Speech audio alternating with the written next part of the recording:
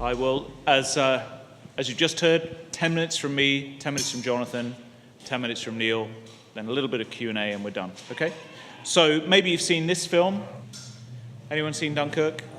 Yeah, a lot of people. Anyone? I haven't seen it. Anyone seen this film? Darkest Hour? Yep, seen that. Excellent. There's a lot of movie buffs around here.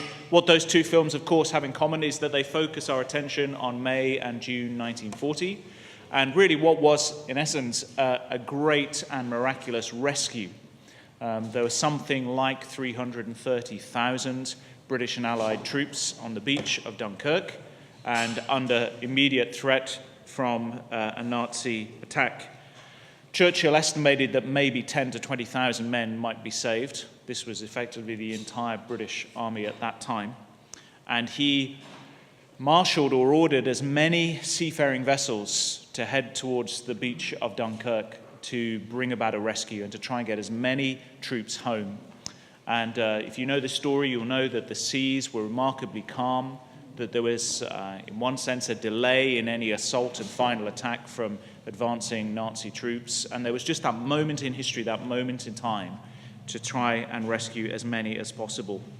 And so something like 691 boats came from the UK, others from other waters, so somewhere like 900 boats in total, but 691 from the UK came. And there were boats of all shapes and sizes, some sort of military vessels, but pleasure cruisers, yachts, fishing boats and trawlers, merchant navy vessels and so on.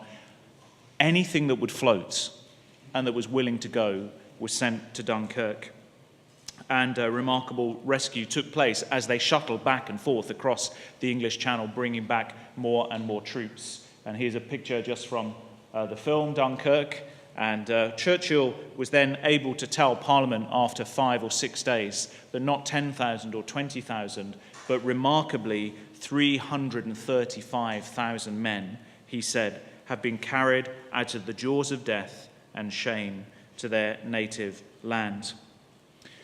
That's collaboration. It's a story of collaboration. It's a story of volunteers in all, if we can go back to the previous picture and the one before that, you get a sense of these two remarkably different seafaring vessels with different capacities to take on board differing numbers of troops, but just willing to go and to rescue as many as they could physically get on board their boats, back and forth, back and forth. And in one sense, what we are trying to encourage to happen in our cities is for churches to recognize the enormous need and to see the reality of heaven and hell and say we must work together. We must collaborate with gospel churches to reach and save the lost as and when we can. And in Birmingham, we've had a little bit of a go at this. There's lots more that we could and should do, but this gives you a little picture of some of the churches that have been planted. The blue lines there represent the motorway network.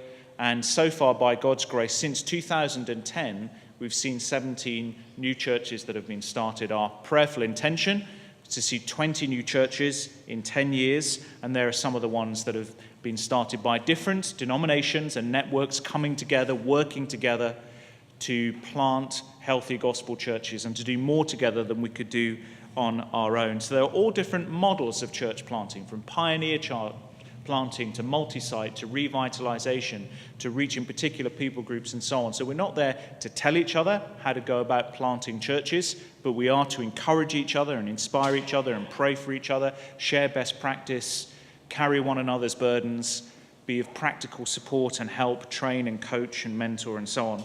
So we meet once a month, and here's a picture of just a bunch of us. You recognize some faces in this room. There you go, one or two spotting themselves. And that's just a meeting on a Wednesday morning. We meet for about 30 minutes of prayer, where we just meet in smaller groups and pray intentionally over the stories that people are telling. So there'll be one guy who's just saying, we've been really praying for families to join our church, and this one family came through our door last Sunday, and we're really thrilled that we've got a family that look as if they're going to settle with us. Someone else sharing the story of a baptism, someone else an after-school club that they've started. Really can be really detailed, can be a really big thing.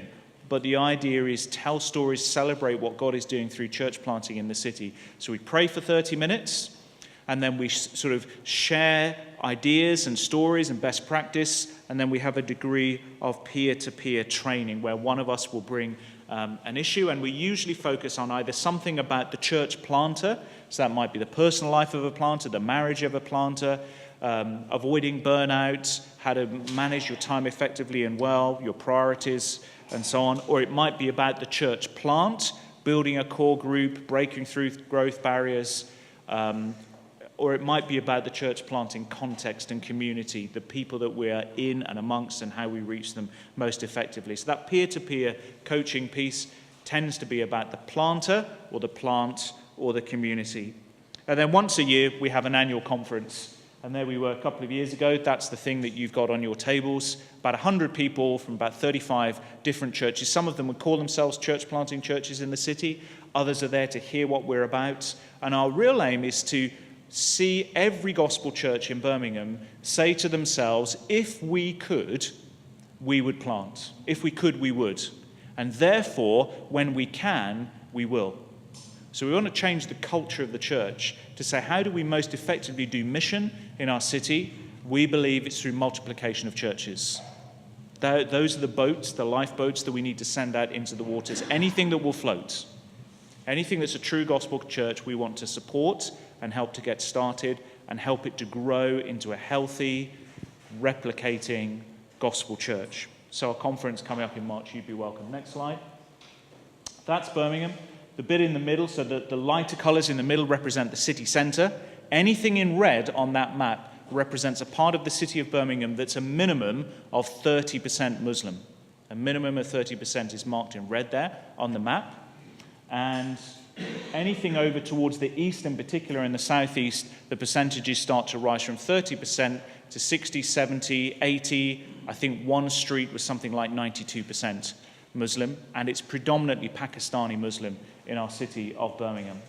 We've already said on the flyers that we are Europe's youngest city. 40% of our city are under the age of 25, and the largest people group going into schools in Birmingham, age 5, the largest single community going into the school system are Pakistani Muslim in our city. So those are some of the challenges, and no one church, no one network, no one denomination is really equipped to answer that question for themselves.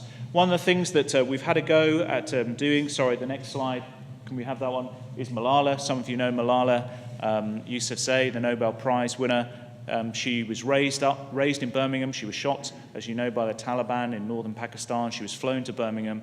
She's done her education in the city, and she's the modern face of Birmingham in many ways, and her family still live in the city. So next slide, we've seen 20 churches, there or thereabouts, planted, give or take.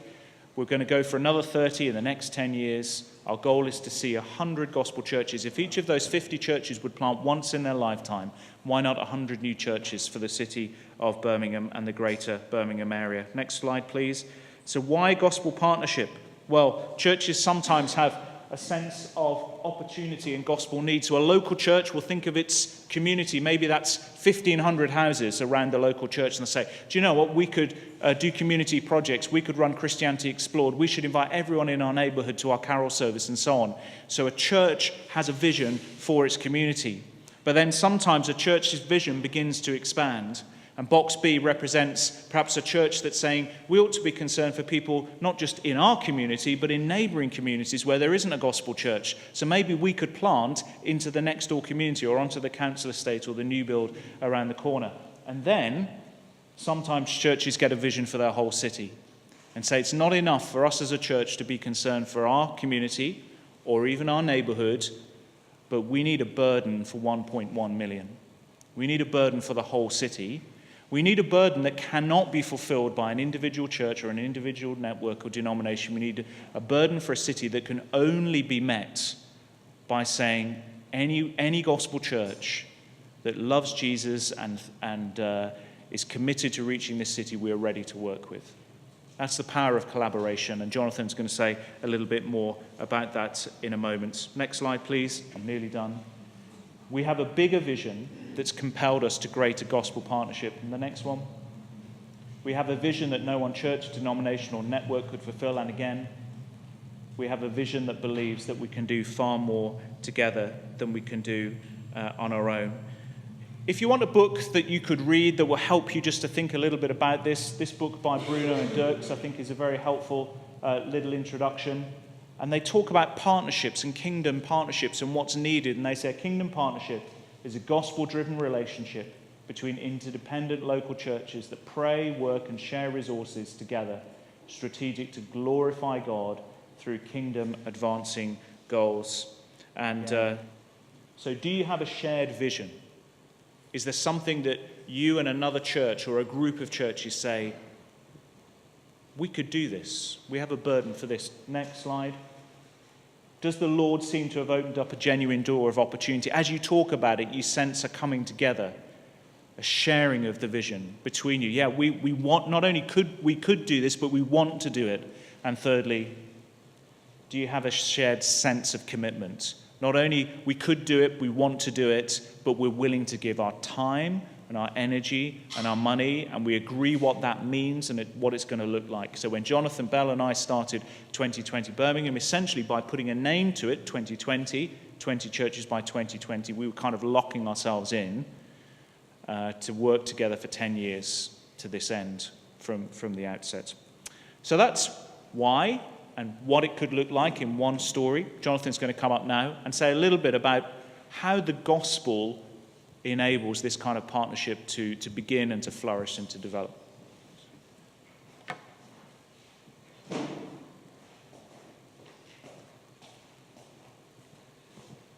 Now look, Neil's very good and pretty inspiring, isn't he? We could very easily inspire you with loads more stories of what we've done and what we intend to do. Neil could probably convince you theologically that all of this is incredibly important.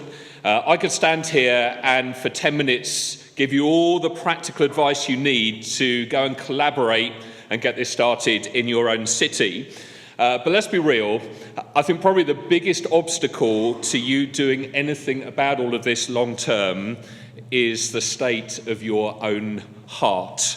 And I think if we don't start with that, probably none of this is going to work. And in 2 years' time, we could all be sitting in this room and not have a lot of stories of success. So in the 10 minutes that I've got, I want to get all vulnerable with you and share with you, I've got to keep you interested somehow, share with you 3 of the main areas of heart surgery that God's had to perform in my life to enable me 8 or 9 years on to still be working with Neil and others in the room involved in collaboration in the great city which is Birmingham. So 3 areas. First of all, God's had to work on my sense of competition and work into my heart much compassion. He's had to take me from competition to compassion.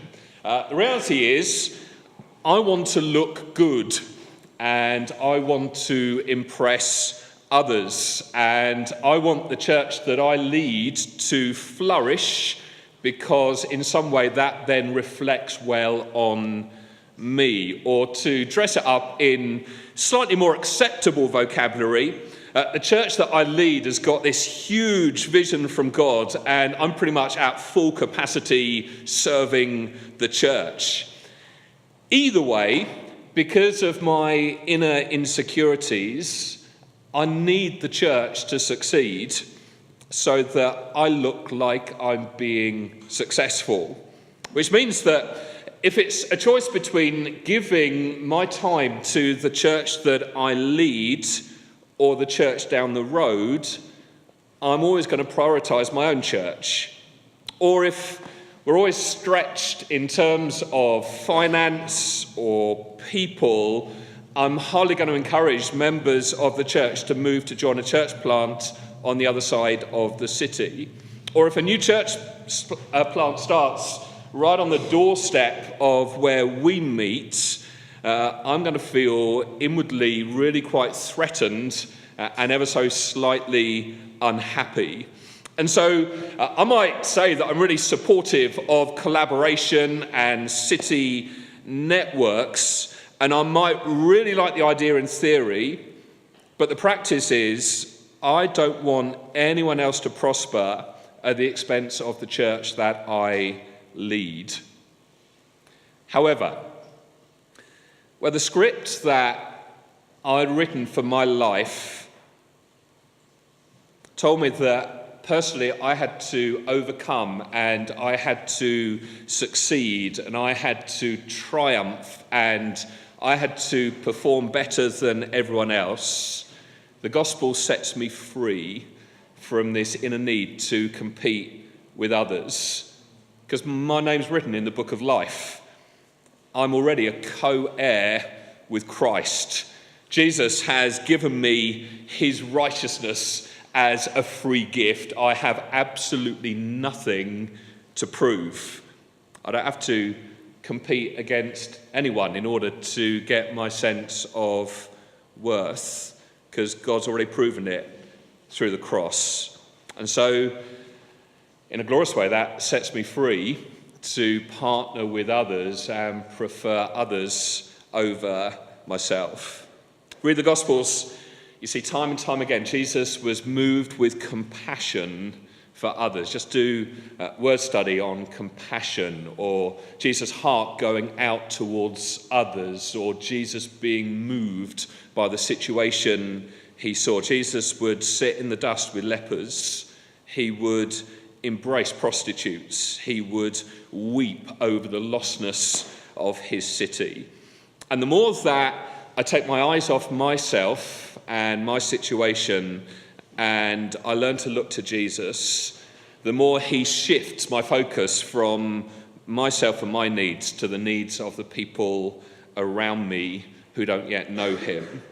What's more, at the end of time, don't know about you, but personally, I believe Jesus is returning for a glorious bride made up of every church and every denomination. And I want to devote my time here on earth for the building up, the flourishing, the health of the whole, and not just my minuscule piece. So, first area of heart surgery, God's had to move me from a place of competition to compassion. Secondly, he's had to move me from a place of judgment to generosity. Most of the time, in reality, I don't think I'm being judgmental. I just think I'm right. I'm simply being loyal to the truth that I'm passionately committed to. And I've got to be honest, I'm just deeply frustrated that everyone else can't see the blindingly obvious. In fact, I feel this sense of responsibility to put other deluded people right. And if they, for whatever reason, in their foolishness, refuse to listen to me, then it's just easier for everyone if I avoid them. And the more I avoid them, the more suspicious and critical I get towards their preferences, their motives, and their successes. And so if I'm going to partner in any meaningful way with anyone, I guess my default position is to partner with people that I agree with on absolutely everything, which is just a really narrow subsection of the church.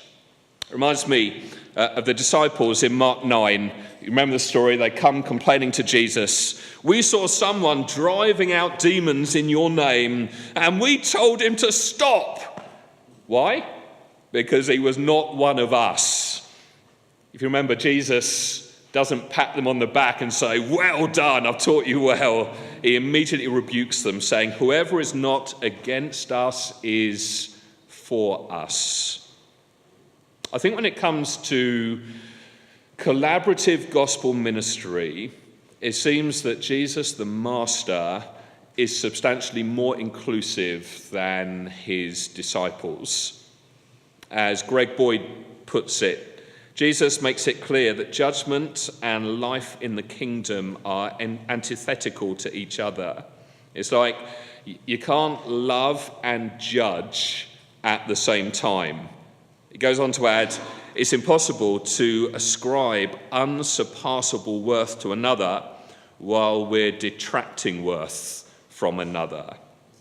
And over the last few years, what I've come to learn, what I've come to see is the gospel drives us inward to repentance, not outwards to critique of others. It drives us to actively seek the welfare of others, believe the best of others, celebrate the success of others.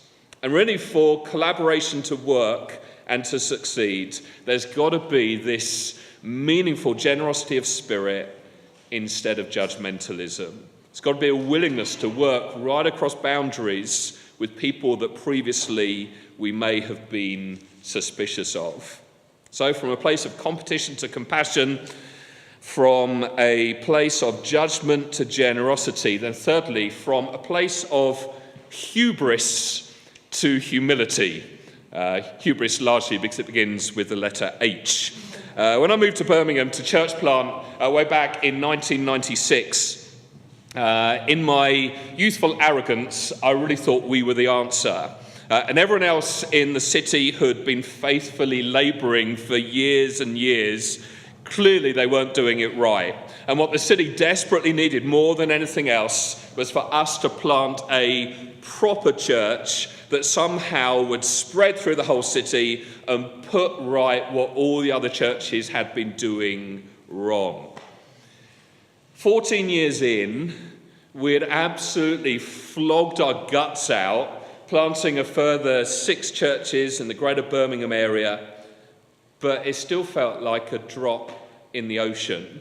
And what I came to learn was that to reach a city, to reach a region, to reach a nation requires a church planting movement that really can only be created by concerted collaboration, and not collaboration with me right at the centre of it all. It's not that I've got all the answers and I will benevolently just pass on my wisdom as and when I can fit you in. No, it's I desperately need you way more than you need me. And although my pride tells me that actually I can do it by myself, the scale of the need dictates that really I can't. James 4 verse 10 implores us to humble ourselves. I think at the end of the day, humility is a choice that we get to make. It's this internal awareness, it's this posture of the heart that we are invited to join. Just as Jesus willingly chose to empty himself for us, Paul in Philippians 2 invites us to mirror him in our relationships with others. Remember what he writes? He says, "Do nothing out of selfish ambition or vain conceit. Rather, in humility, value others about yourselves, not looking to your own interests, but each of you to the interests of the others. In your relationships with one another, have the same mindset as Christ Jesus, who, being in very nature God, did not consider equality with God something to be used to his own advantage. Rather, he made himself nothing by taking the very nature of a servant." I'll tell you, when that kind of humility takes over the hearts of church leaders, and I'm praying that as a result of the last 24 hours, this kind of gospel humility would take over our hearts. I think that's when city networks and collaborations really have the potential to spark into life and really thrive. Neil.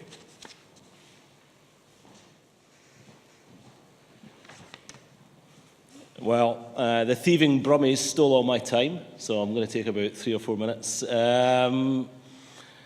So we're in Edinburgh. We have a small network of church plants called Generation Church Planting. We've planted about 12 churches over the last sort of 6 or 7 years. We want to do about 30 more by 2030. So we're doing about 2 a year right now. We want to get up to about 2.5. And so if you're here from a particular city, or if you're in London, part of a city, and you're thinking, how do we get a bit of energy going and get off the ground with a movement, I'm just going to give you three really quick points. That building a movement is loving, violent, and sexy. Okay, so that's my 3 points: loving, violent, and sexy. So first of all, be really loving to the other guys who are leading churches and interested in church planting in your city or in your region. Just go and love them well, become their best friend, pray with them, be generous, because this is a relational movement. And the movements you build for your city will be relationally based in the love of the gospel. So love people well, please. Secondly, be violent, okay? So violence is necessary for church planting movements because usually in most cities there are some big sharks and some big churches that are going to try and stop the movement because it's not in their best interests. And you want to be extremely violent towards those people in those churches, not in a physical sense, but simply have a decapitation policy. If people are going to stop you from doing what you need to do, just cut them out and get on with those who are willing, okay? So do it lovingly and graciously and humbly. I'm not trying to undermine what my brethren have said. But at the same time, there are some people, for whatever reason, will try and create roadblocks to progress. And we don't have time for that, okay? And then thirdly, make it sexy. So all we did in Edinburgh was 10 years ago in Edinburgh, nobody wanted to plant a church because it was deemed stupid. All the churches are dying. Let's just prop up what we've got. And so we just tried to show that church planting was a really attractive way of doing mission and evangelism in our city. And we tried it to make it the thing that young Christian leaders wanted to do. So we used conferences and other kinds of means of just saying, look, here's something amazing. Let's all get on it and do it. So please continue to be loving, gently violent, and sexy about our church planting. Okay, that's great. Thanks, Neil. Don't go away, because we're going to do some Q&A. So Neil, Powell, and Jonathan Bell, if you could come back up. We're going to do some Q&A. Just some helpful notes I took there. Neil's saying if other churches in the city could plant, if they could begin to think that way, then hopefully therefore, when they can, they will. Jonathan talked about, he said, because my name is written in the book of life, I'm not threatened by other churches. You may want to ask him about that. And Neil just gave 3 descriptions of what he has about himself on his Facebook account: loving, violent, and sexy. So you may want to ask him, or you might want to email Louise and ask her about that. So Q&A, I'll leave it to you guys to decide who's going to answer what questions, and I'm going to run around with this microphone. So hands up, we've got 10 minutes.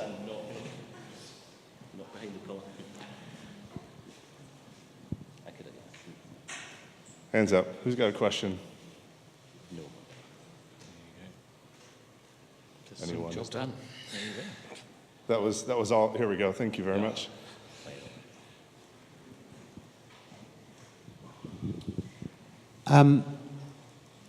Have you come across situations where you've tried to plant or revitalize and you've come to the point where you've decided this isn't going to work, let's stop and look somewhere else?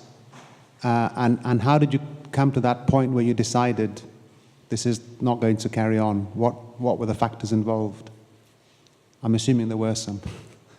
I think Jonathan's going to come in. I would say the value of a local citywide initiative, if someone comes to the table with an idea for a church plant, you saw the number of guys in the room from the picture from 2020. We've got a pretty good idea instinctively what might be needed to help a church.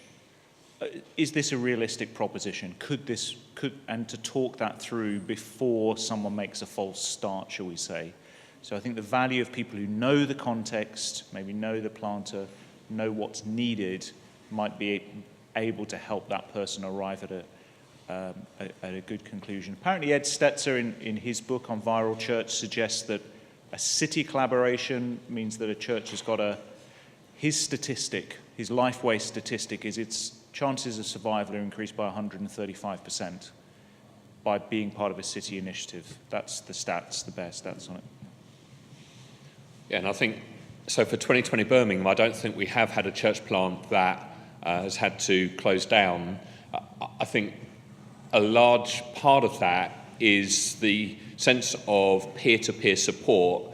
And I think church planting can be phenomenally lonely. And if you plant isolated, without peer-to-peer support, not just from your denominational network, but on the ground, it's much easier for you to be picked off. So I think the peer-to-peer collaboration really adds strength, has been our experience. I think as a local church, we've been involved with 2 plants that are no longer in existence. One was in the early days where we had a bunch of people in a neighbouring community who were desperate for a church to be planted. We didn't have a leader, and so one was shipped in from outside, and we thought a leader of a larger church, bunch of keen people, missionally thinking in the community, match made in heaven. It really wasn't. I think after a few years, it disintegrated because of a lack of relationship and chemistry between the leader and the church planting group. And I think the other thing we learned through that experience was just because you can lead a church of a couple of hundred and be great on your feet in front of 200 doesn't necessarily mean you've got the skills or the gifts to gather the first 50. And really the leader had been shipped in, couldn't get the thing off the ground, and needed some other skills to help do that. So that'd be one example. The other one was on a kind of tougher council estate. We had 25 people move into the estate, really kind of on fire missionally, saw a number of people saved and added to that church plant, each with really complex pastoral needs. And all of the energy of that planting group over time got sucked into meeting those complex, full-on pastoral needs, and over time they burnt out, are not going today. Yeah, I'm going to say one more thing, which is, I think, city movements need healthy plants and healthy planters, and so the whole kind of ecosystem that we create through city to city is about those 2 things: healthy planters, healthy plants that will multiply and replicate. So. Great. Another question. Anybody got another one?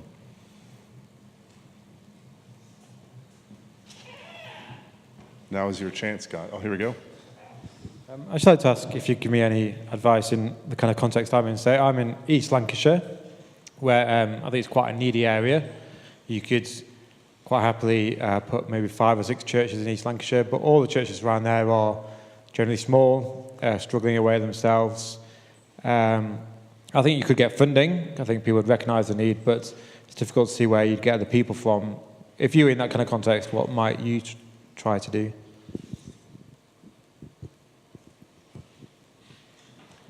Well, one simple thing to do, which we've seen with at least 1 or 2 of plants in Edinburgh, is just you see where you want to go, you build a vision for it, and then you ask people to move there with you. And that's happened for us on a couple of occasions, and it's been quite successful. It's quite a hard road to go. It's a bit longer. But, we've had people move to Leith in Edinburgh for Grace Church Leith from all over the UK and beyond just to be part of that church plant. So that can be done. Not knowing anything about those communities, I'd be interested to know, are there Christians there that are travelling away to other centres where there are larger churches? Are those conversations that could be had with some of those church leaders about actually encouraging those folk in those communities to stay in there and collaborate to a plant? So is it that there are no Christians there at all? Is it that the Christians are moving away and there's just never been that sort of church to pull them together? That would be another factor I think I'd want to look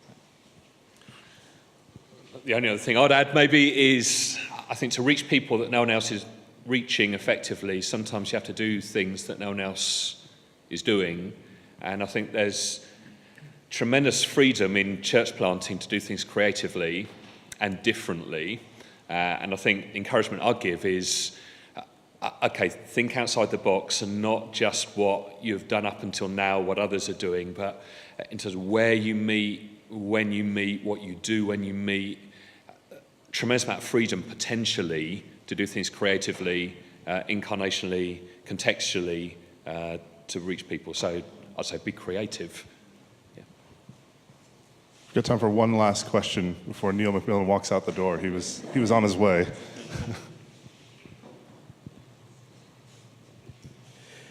If you are working collaboratively with organisations, but also churches, to go into an area that actually has great need, in your first year, because I'm in that situation, but in your first year, how do you, just tips and advice on recruiting your core team and also establishing your leadership team, so your co-workers, co-elders, etc.?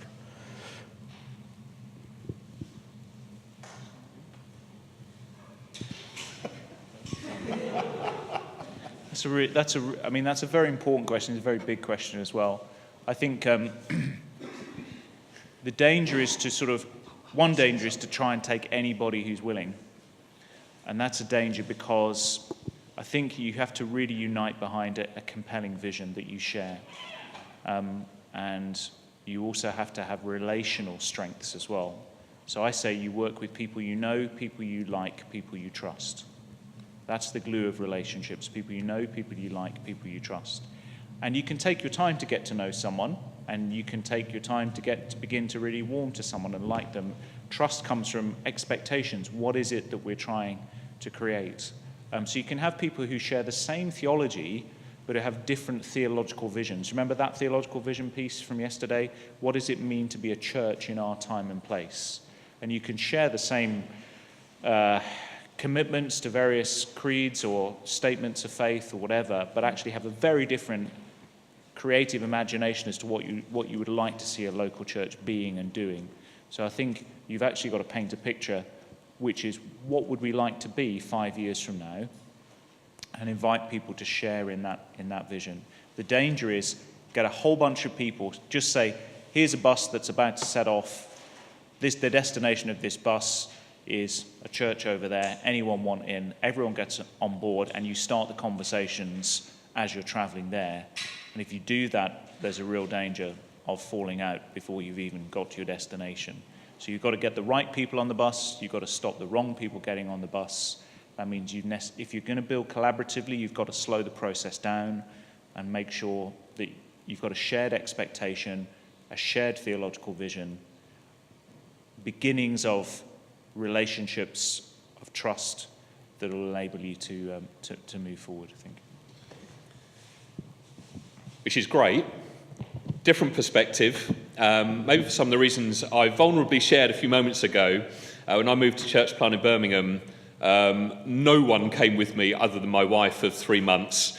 She had to and wanted to. All the people that I tried to recruit refused to come. I had no team at all, no core, no leaders, nothing. I think for me, I did know that God had called me to do it. And I think that there's that kind of inner compulsion, okay, I'm just going to obey God and trust him for the rest. And one of the battles for the first kind of 5 or 6 years was building any kind of core and any kind of leadership team. And through that time, I was waiting for kind of ready-made leaders to drop in and arrive, and they never did.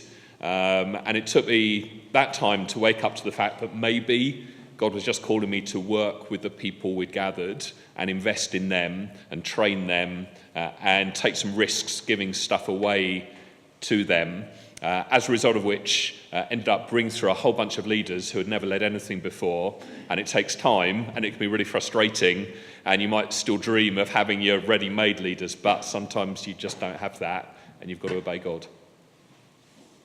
Great. Thank you very much, guys.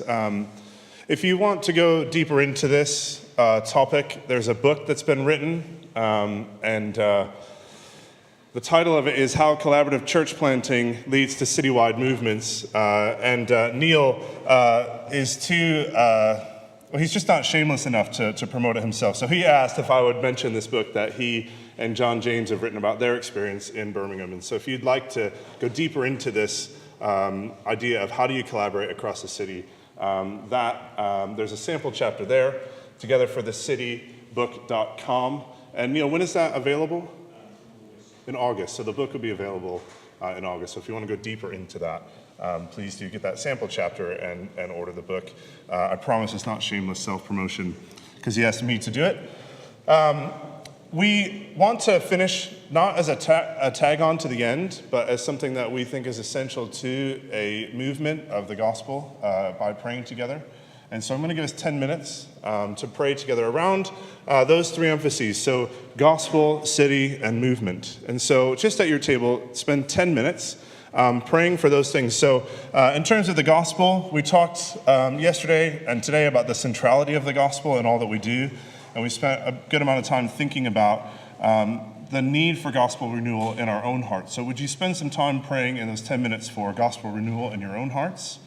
Would you pray for your city? Pray for wisdom and how to engage your city, maybe around the areas that we've talked about with faith and work, the arts, social justice.